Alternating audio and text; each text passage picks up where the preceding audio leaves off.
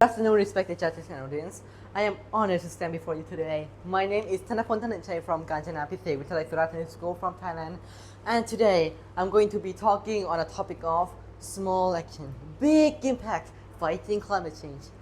So, you might have wondered that with these small actions, they won't even make a difference or a dent in reducing climate change.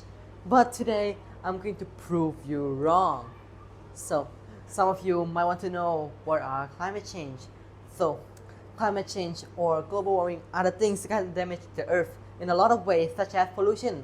For example, water pollution, where most factories dump sewage into freshwater sources, or humans discarding trash into local water sources, or even air pollution, where smoke from huge industrial areas are spreading throughout the air and making the air turn bad, or even the exhaust from your car is the contributor to global warming. And all of these has a lot of side effects. For example, water pollution, which trash can get stuck or get eaten by sea creatures and they may die from that. Or even air pollution, where it causes temperature rising and make icy areas melted. Or for us humans too, where it can cause the air becoming toxic bit by bit, killing us for a little of time. And air pollution mixed in with water pollution has caused a lot of effects like floods, droughts, or even a lot of disasters like tornado, hurricane, earthquakes, tsunamis. And with all that being said right now, we should leave those aside and we should start thinking of what we can do or help to contribute on reducing climate change. Now, you might just be someone who likes to go out for a walk. Well, that little action of yours can change into something big. Like that small walk of yours can change into a trash collecting trip, right? For example, collecting trash along the streets and making them clean. Or even on a vacation at the beach, you can collect trash around the beach. Or even in the ocean, like on the surface of the ocean, or even on the seabed. Or if you are just someone who has a lot of work to do at home and have to work on weekends, well, there's an option for you also.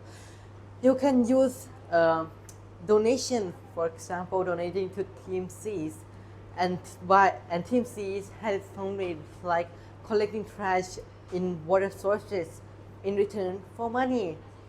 And by the end of 2024, Team C's had collected more than 34 million trash, which is a lot. But if you are just someone who doesn't like to go out or is just an introvert, there is also an option for that. For example, you can send out a message on the internet or spread words around it. Like for example, on reducing climate change can help reduce drought or floods. And people may just see your post. But a lot of these options still have their own bad sides. For example, the first option where other outside activities may cause exhaustion or fatigue, or just little to people to help you with your activities, or maybe just bored like that. Well, options to also have bad side to it, like for example, scammers can pretend to be someone nice and set up a donation box for people to donate on reducing climate change. Well, some of you might think that it's not true, but most of the people think that is true and might donate to them, making the scammer have a lot of money. And also for the last option, where you can post a lot of videos or ads on the internet. Well, that it's also bad because in this generation, people only care about entertainment and not global warming, which is also really bad. So I have come to the conclusion that there is a lot of ways to reduce global warming, which is still good, but with all these options, they require money, materials, and a lot of human works, which is also bad. Which is why people should start becoming less greedy and not care about their materials and give us some of their own cash to help reduce global warming. Thank you for listening to me.